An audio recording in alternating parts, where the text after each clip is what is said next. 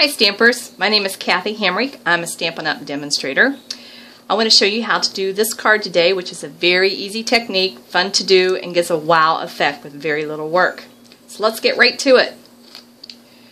First we're going to start with a black piece of cardstock and take our embossing buddy and spread all across this so we get it all clean so we don't have any little fingertips showing up anywhere.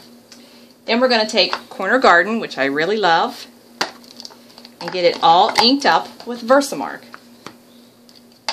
Now Versamark is a watermark ink that you can use for embossing and a lot of other techniques, but it's very popular for the embossing to do, because then you can use this with any color embossing powder you want.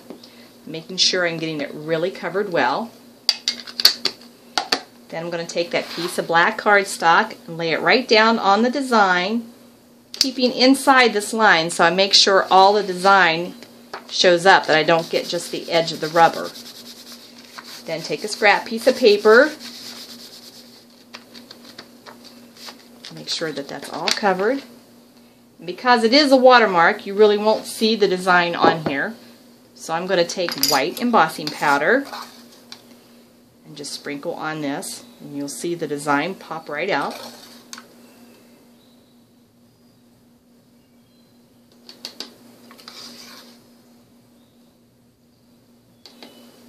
Got to get my fingers out of the way. So you can see the white is all there, so you can see the entire design. Now I would ordinarily heat this with my heat gun, but due to time I'm not going to do that now, but I will show you what it would look like if that was done. So you have all of your white design. So now to get that colored look that I had earlier, I'm going to use the new Blendability Markers. I've just chosen to use Daffodil Delight, the old Olive family, and Cherry Cobbler, just to have a small group of colors. And all you do is take your markers and just color right over those areas that you've just embossed. You can go outside the line, it doesn't hurt because nothing shows if it goes outside.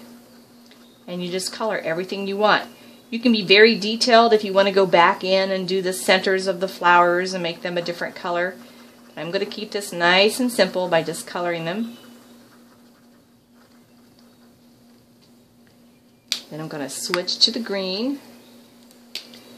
The leaves are very easy to color.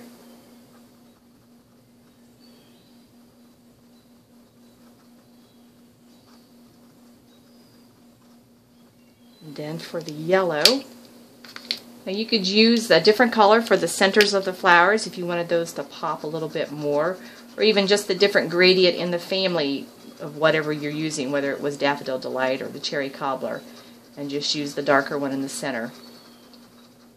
Just makes it really easy to do and just gives a fun look. Now I won't take the time to color all that because I have the finished one that you can see. After I was all done with the coloring, I just embossed my greeting. Now you could leave that in white, or there again, you could also color it with your markers to match the design that you had, or you can even use a colored embossing powder that match closely to this to give you a coordinated look. Very easy to do, but gives you a wow effect. That's all for today. Thanks for stopping in.